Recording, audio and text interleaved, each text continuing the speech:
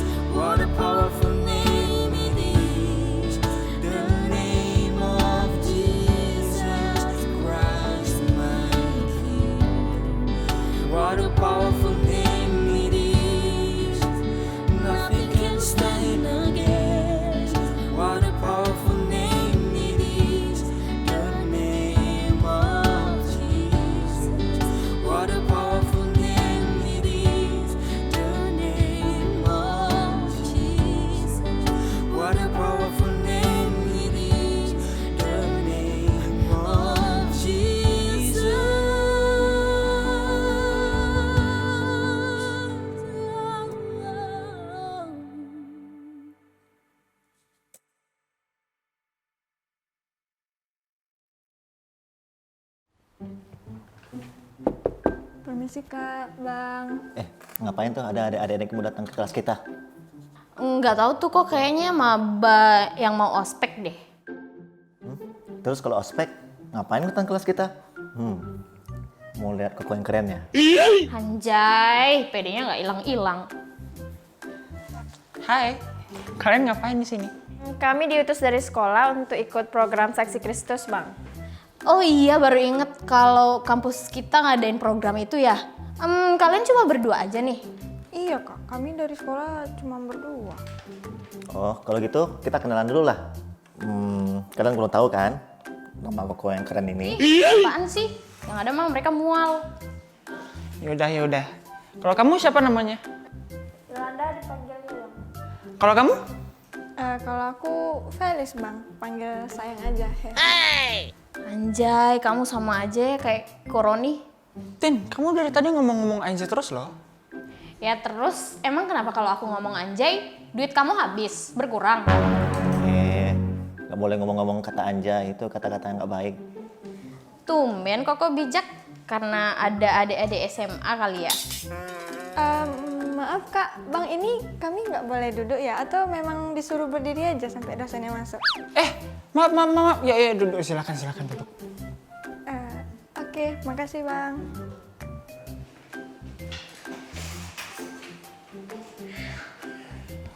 Sebelum nunggu dosen, gimana kalau kita main game saja dulu? Kita main tebak lantai ya. Jadi sekarang aku ada di lantai dasar nih. Kalau aku lihat ke kanan, aku lihat pagar rumah orang. Kalau aku lihat ke kiri, aku lihat bintang. Nah, kalau misalnya aku naik 2 lantai, sekarang aku berada di lantai 5. Kalau aku turun 1 lantai, sekarang aku berada di lantai mana? Lantai 4 lah. Salah. Yang lain? Lantai 6? Salah. Nyerah? Nyerah. Di lantai 8 dong. Lantai 8. Loh, kok turun 1 lantai malah angkanya nambah? Si Egan ini, dia melawan gravitasi. Kalau dia turun berarti naik lah. Salah. Kita ulang aja lagi ya. Sekarang aku ada di lantai 8 nih. Kalau aku misalnya naik 2 lantai, sekarang aku di lantai 2. Terus aku 1 langkah ke kiri, sekarang aku di lantai berapa? 4. Salah. Ayo dong, masa kalian nggak tahu sih? Aduh, permainan apa sih ini? Kayak tugas kuliah aja, bikin pusing. Lantai berapa, Bang? Lantai 1. Ini abang yang nggak bisa ngitung atau otak aku yang nggak sefrekuensi sama abang ya? Anjay, permainan apa sih ini? Kok nggak masuk di akal? Kalian ini kok ngomong-ngomong anjay? Lagi ingetan sekali kata-kata anjay itu. Iya loh, kok itu kan lagi viral. Anjay. Oh, itu kata-kata yang nggak baik loh. Emang kenapa sih kok? Kan bukan kata-kata kotor. Nggak nyinggung siapa-siapa juga. Iya kan, kata-kata anjay itu nggak sesuai dengan budaya. Itu bisa jadi kata-kata yang umpatan dan kasar. Mana pula, banyak kok yang ngomong anjay. Emang budaya dari mana yang larang? Ya budaya sana lah. Kalian kenapa sih? Emangnya apa sih manfaat ngomong anjay itu sih? Kalian aja yang kudet, nggak tahu bahasa gaul. Tapi nggak semua tren gaul loh Kak, harus kita ikutin. Halah, sobjak kali. Padahal mau ngomong anjay kan? Ada apa nih ribut-ribut? Iya, suara sampai keluar. Iya Pak, ya Bu. Kami bahas tentang fenomena kata anjay. Oh, yang lagi ngetren itu ya? Iya, Bu. Adik-adik SMA udah pada datang. Iyalah Pak, mereka kan sudah di dalam. Kalau mereka sudah di dalam, mereka kan sudah datang lah. Iya juga sih, benar-benar. Kamu benar. Nah, sebentar lagi nih Bapak Kepala Jurusan kita bakal datang. Gimana kalau nanti sama-sama kita tanya soal fenomena kata anjay ya? Jadi nggak boleh berisik lagi. Shalom semuanya. Nah, berhubung Pak Manalu sudah datang, kita akan tanyakan langsung kepada beliau soal fenomena kata anjay ya. Oke, Pak Yefron, Pak Manalu, saya mesti mengajar lagi nih. Jadi saya titip anak-anak saya ya. Kalian jangan nakal-nakal ya. Permisi Pak. Nah, berhubung Pak Manalu sudah ada, kita langsung tanyakan saja kepada beliau ya penggunaan kata anjay. Kan sekarang ini lagi viral nih Pak, di media sosial. Ada satu anak yang katanya kata anjay itu nggak bagus digunakan, mengandung unsur negatif, kekerasan, gitu ya. Nah, gimana nih menurut Bapak nih? Boleh dong dijelasin ke teman-teman kita? Silakan Pak. Baik, adik-adik semuanya, berhubung dengan kata anjay yang lagi viral, saya melihat beberapa sumber bahwa kata ini memiliki konotasi yang negatif, meskipun di beberapa sumber yang lain dia punya pemahaman yang positif. Nah, karena itu kita perlu pahami sebenarnya semua kata, apa itu kata benda, kata sifat. Nah, itu sifatnya netral, ya dia Betul. pasif. Betul. Nah, tapi pemakaian kata ini bisa berkonotasi yang negatif jika digunakan memang tujuan negatif. Tetapi bila dia digunakan untuk hal yang positif, misalnya dari kata ini secara khusus kalau dari bahasa Sanskertanya itu punya arti ketahanan. Jadi ya itu bisa menjadi positif. Positif, betul. Nah, tapi kalau misalnya dari budaya tertentu, suku tertentu itu berkonotasi itu kata halus dari anjing.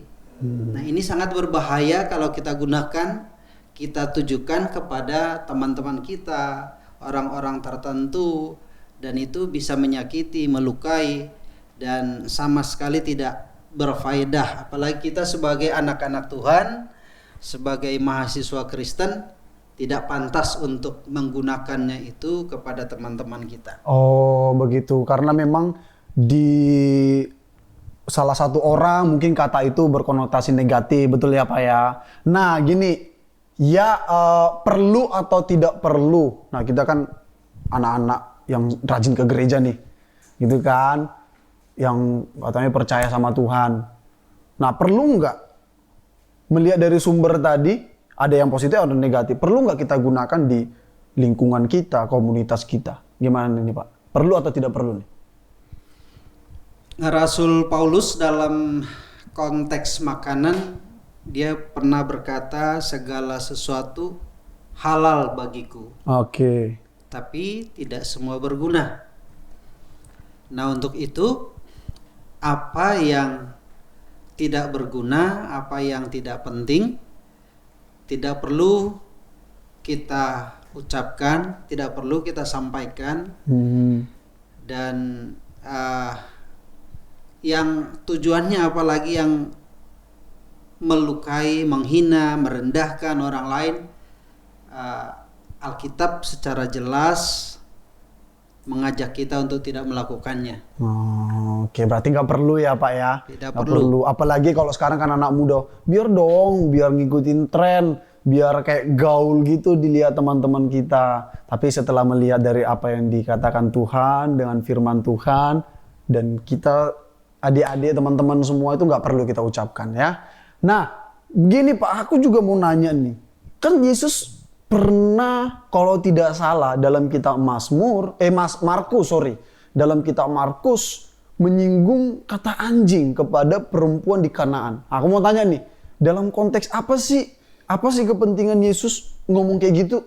Kan itu menyakiti dong. Nah, gimana nih Pak dari segi ininya, Alkitabnya, penjelasannya? Ya, saya ambil saja dari Matius ya. Matius 15 itu di situ ada wanita Kanaan yang punya anak yang sedang menderita, sedang sekarat.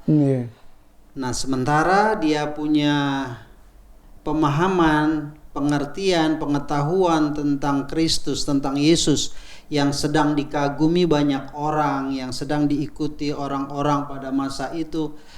terus memberikan perbedaan dengan tokoh-tokoh agama yang sebelumnya yang mengajar hanya formalitas saja, tapi Tuhan Yesus membuktikan kasih-Nya, membuktikan kuasa-Nya, membuktikan mujizat-Nya. Dia lakukan semuanya sebagai bentuk kasih-Nya kepada orang-orang. Itu sudah didengar oleh wanita ini. Karena itulah ketika Tuhan Yesus berkunjung ke Sidon, ke Tirus, ke daerah pesisir itu, wanita ini dengan bersemangat datang walaupun sebenarnya dengan penuh ketakutan. Ketakutan karena dia sedang menghadapi satu kelompok masyarakat Yahudi yang secara mungkin struktur atau pemahaman pengakuan dari bangsa ini sendiri mereka lebih tinggi daripada bangsa lain. Bangsa lain, betul.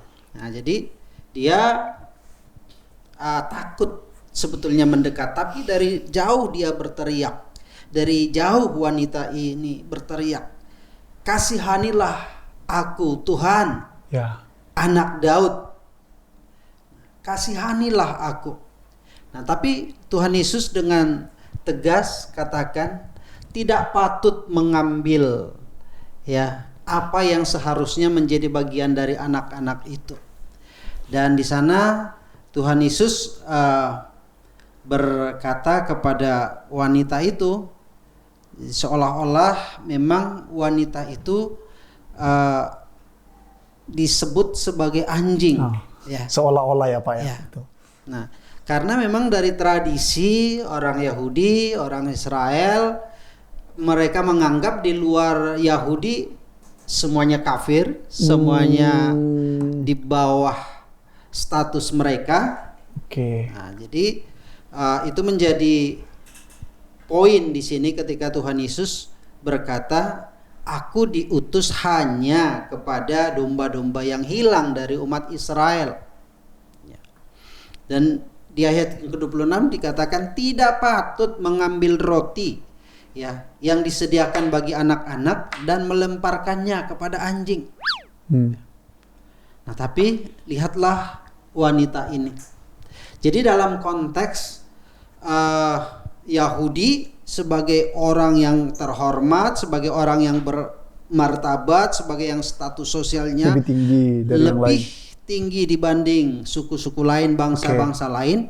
Yesus mengambil pemahaman itu, bahkan di dalam pemahaman wanita itu pun sama, bahwa mereka adalah anjing, mereka adalah kafir, mereka adalah orang yang rendahan jika dibanding dengan orang-orang Yahudi. Iya. Okay. Nah, tapi kalau mau ditelusuri lebih jauh lagi, nah ini pemahaman untuk setiap siapapun sebenarnya harus merasakan seperti yang dirasakan wanita Kanaan ini untuk bisa layak menerima anugerah itu.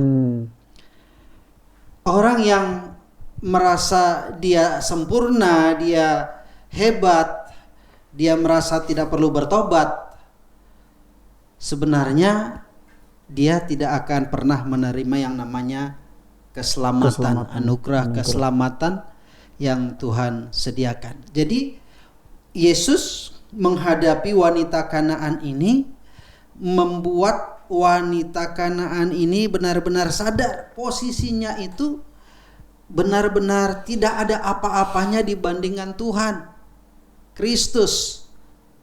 Ya. Jadi hanya dengan perasaan tidak berarti apa-apa, tidak berguna apa-apa, sehingga dia layak untuk bukan layak, tapi dia beroleh anugerah daripada Tuhan Yesus. Jadi sama sekali Tuhan Yesus tidak mengatakan bahwa wanita itu anjing, tapi Yesus sedang menuntun perasaannya, menuntun sikapnya untuk datang menghadap kepada Tuhan itu.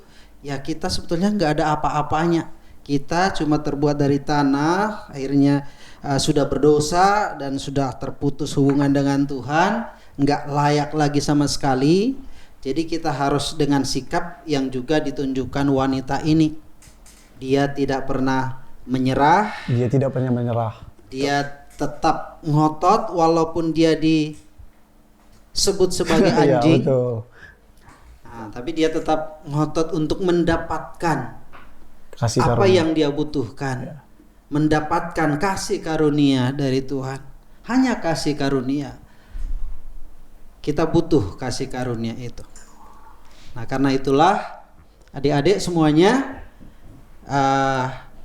terhadap yang pertama terhadap perkataan itu kita tidak perlu ikut-ikutan dengan tren yang ada, tetapi terhadap sikap dari wanita yang Yesus sebutkan sebagai anjing itu, maka kita perlu memiliki sikap yang ngotot, yang tetap berjuang, yang rendah hati, dan terus meminta kepada Tuhan apa yang kita butuhkan. Sehingga apa yang dikatakan dia di ayat 28, maka kata Yesus, "Hai ibu, besar imanmu, maka jadilah kepadamu seperti yang kau kehendaki." Nah, apa yang membuat itu jadi? Ada iman yang besar, ada usaha yang ngotot, ada kerendahan hati yang sungguh-sungguh. Coba saja kalau ibu itu sombong, Langsung menyerah. Oh ya udahlah, saya sudah dihina, saya datang ke sini mau Iya, dapatkan betul. penghiburan, dapatkan kesembuhan, tapi saya sudah disebut sebagai anjing. Dia menyerah, dia pulang, dia tidak bakalan dapat apa-apa. Tapi satu sikap, satu iman, tindakan dari ibu ini, akhirnya Yesus berkata, "Maka jadilah kepadamu seperti yang kau kehendaki." Wow. Gitu, Pak dosen. Oh, luar biasa sekali. Jadi adik-adik, teman-teman semua, dari penjelasan Pak Manalu ya kita simpulkan tidak perlu ya, nggak ada kompensasi, benar ya Pak ya? Tidak perlu kita ucapkan kecuali nama orang ada itu, terus dia nggak marah kalau itu nama panggilan, ya kan nggak masalah, orangnya nggak mempermasalahkan. Tapi kalau itu dibuat untuk main-mainan, sok-sok menjadi tren, gitu kan, jadi konotasinya bisa dikaitkan orang menghina, gitu ya Pak ya. Jadi sangat luar biasa sekali. Terima kasih Pak Manalu untuk penjelasannya yang bisa menyegarkan pikiran kita dengan apa yang viral sekarang ini, supaya kita nggak usah ikut-ikut lah. Oke ya. Jadi begitu adik-adik, teman-teman semua ya, sekali lagi saya ucapkan terima kasih Pak Manalu. Nah, untuk adik-adik ada yang mau bertanya, silahkan. Mumpung Pak Manalu masih ada di sini gitu ya. Nanti setelah kembali kan susah nanya lagi. Ada yang mau ditanyakan? Oke, tidak ada ya. Nah, kalau tidak ada, mungkin salah satu dari adik-adik SMA boleh mengambil kertas yang ada di tangan saya ya untuk membacakannya. Oke, Felis, silahkan. Shalom Bapak, kakak abang dan teman-teman semua. Jadi saya akan bacakan pengumuman untuk 1 minggu ke depan. Yang pertama, Sabtu depan, ibadah kita akan tetap dilaksanakan secara online melalui YouTube channel IFJF College Padang. Jadi pastikan kakak, abang, dan teman-teman semua sudah subscribe YouTube channel kita ya. Terus yang kedua, iCare kita juga akan berjalan seperti biasa sepanjang minggu ini. Silakan hubungi iCare leader kakak, abang, dan teman-teman semua untuk mendapatkan informasi lebih lanjut. Dan yang terakhir, besok kita akan ada ibadah Super Sunday di online service IFJF Padang. Jadi pastikan kakak-kakak dan abang-abang semua ikut ya online service tersebut. Jangan sampai ketinggalan. Kayaknya udah cukup ya Pak. Udah, kita aja. Nah, terima kasih Felis untuk waktunya udah bisa bantu baca pengumuman. Oke. Nah, untuk mengakhiri kelas kita, adik-adik, teman-teman semua, saya minta dengan hormat Bapak Manalu menutup kita dalam doa. Silakan Pak. Baik, teman-teman, mari kita berdoa untuk mengakhiri sesi yang ada. Bapak, kami bersyukur untuk hari yang luar biasa. Kami bisa berbagi bersama, membahas hal-hal yang perlu kami sikapi di dalam kehidupan kami sebagai anak-anak Tuhan. Karena Tuhan sudah tetapkan kami menjadi garam dan terang dunia. Kami harus bersinar Tuhan di tengah-tengah kegelapan, di tengah-tengah generasi ini. Kami mau menunjukkan bahwa kami adalah anak-anak-Mu. Kami mau memberikan satu kontribusi yang jelas di generasi ini ya Tuhan. Kami memberikan dampak bagi generasi ini Tuhan. Anak-anak muda yang ada di hadapan-Mu ini Tuhan, Kau yang memberkati setiap para mahasiswa, anak-anak sekolah yang ada, berkati mereka berlimpah-limpah dengan kasih karunia, dengan kemurahan, dengan kebaikan, dengan kecerdasan. Bahkan Tuhan buat mereka seperti Daniel Tuhan 10 kali lipat lebih cerdas dari orang-orang seangkatannya. Demikian kiranya berkat Tuhan turun atas setiap anak-anak muda ini. Diberkati mereka di sekolah, di kampus, diberkati studi mereka ya Tuhan, masa depan mereka semuanya. Mereka adalah generasi penerus bagi bangsa ini, bagi gereja Tuhan, bagi kepemimpinan di muka bumi ini ya Tuhan. Berkati semuanya, bahkan berkati kampus ini di dalam nama Tuhan Yesus Kristus. Haleluya. Amin. Amin.